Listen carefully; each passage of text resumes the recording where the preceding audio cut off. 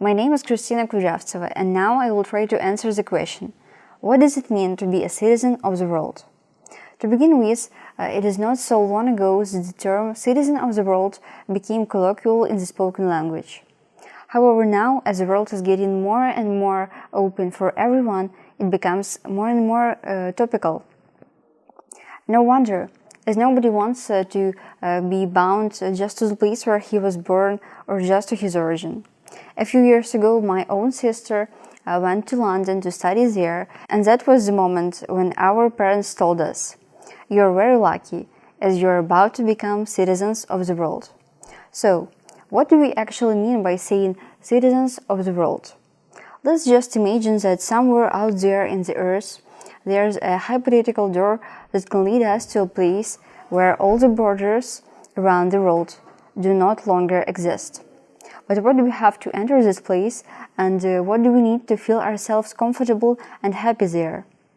You would hardly argue if I said that a person would feel himself the best if he knew that he has the same opportunities, rights, and lives in the same conditions as the others.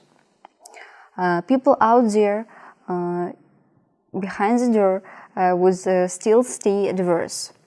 And if you respect this diversity, they would respect you back. In other words, it means that you should be honoring the equality. However, living without borders still needs you to have some connection with the other people, which may be the common values.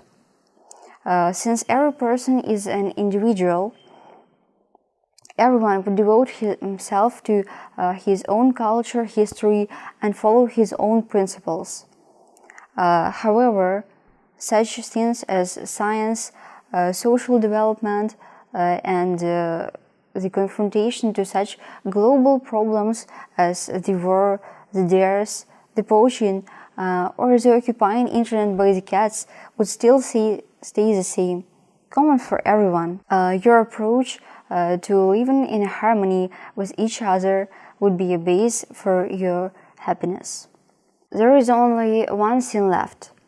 The key is to give you the access to this place. And the answer is simple. It's the language, which will help you understand the other people around you.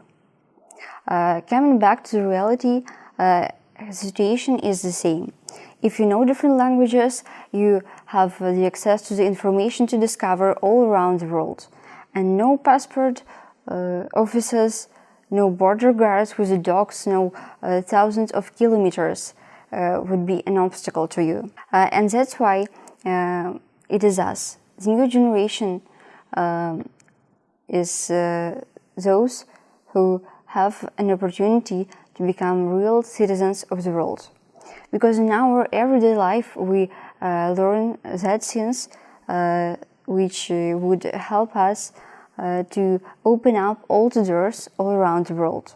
From our childhood, we are taught to be interested in the events happening all around the world in such spheres as music, science, fashion, technology, or whatever it is.